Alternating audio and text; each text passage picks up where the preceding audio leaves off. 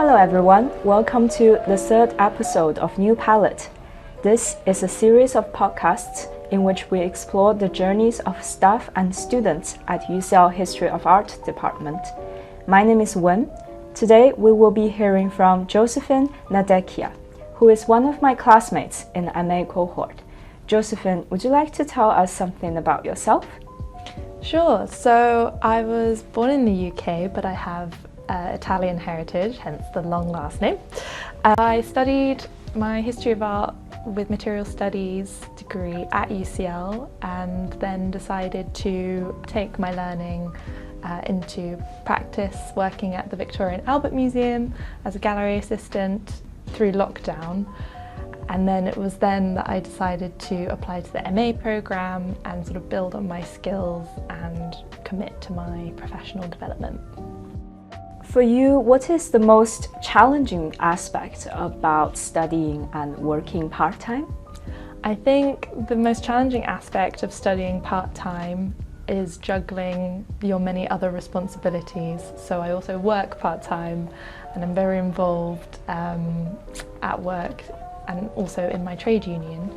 So it's really important to learn what is a priority as you're sort of balancing many deadlines. Although you're doing something part-time, you are also doing other things alongside, so it's not necessarily going to give you more free time to focus on your studies if you're studying part-time. I have seen many full-time students in our department, so part-time is rare among the student community here. Can you tell us a little bit more about how the History of Art department supports part-time students? Sure, so I feel that this is something the History of Art department could perhaps improve on. We sort of have regular socials in the History of Art department which are open to everyone, but when you move from your first year to your second year as a part-time student, you end up on the periphery of the MA core course, which you did the year before, and you only really meet people in one class, which is your second special subject, which you do alongside your dissertation.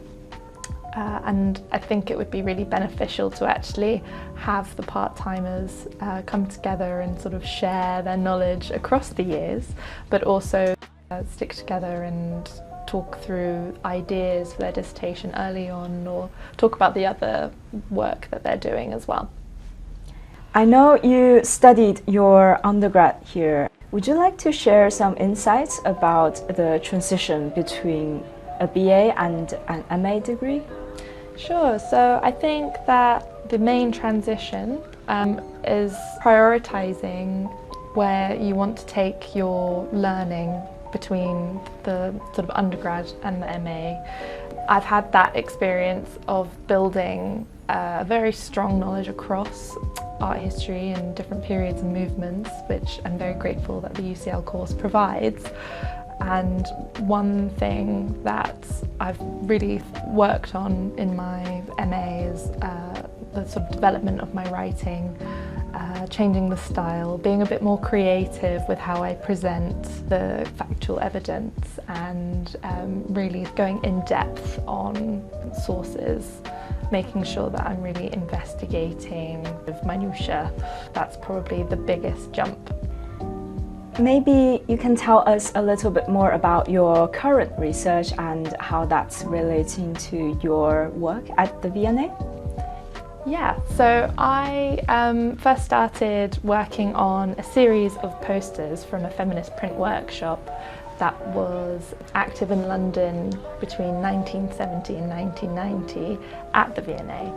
I was looking at the catalogue records and the archive, trying to find out a little bit more about why this group was seemingly undiscovered, but actually significant in their kind of contribution to leftist politics at the time.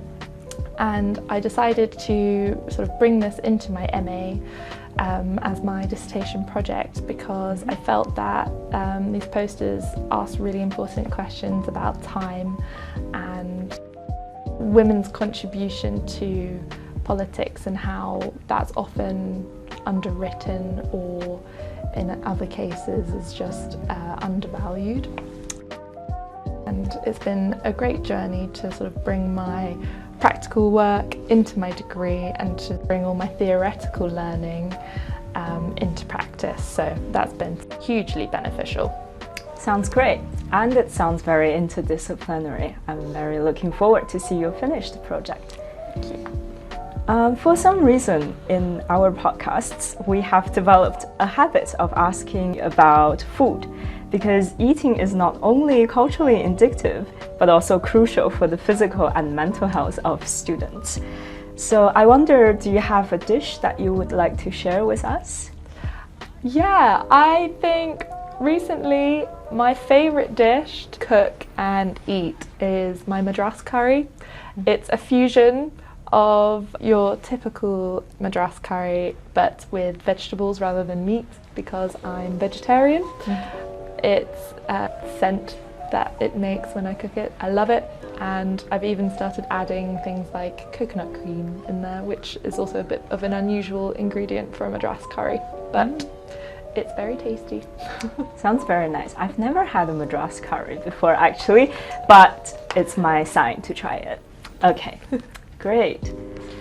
Thank you, Josephine. It's been fascinating to see how diverse the community is here in the history of our department. And to our audience, this episode also marks the end of our New Palette podcast series in 2023. If you would like to see other amazing things that are happening in the department, please check our website for EDI-related content. Thank you for listening to us, and we hope to see you in the department soon.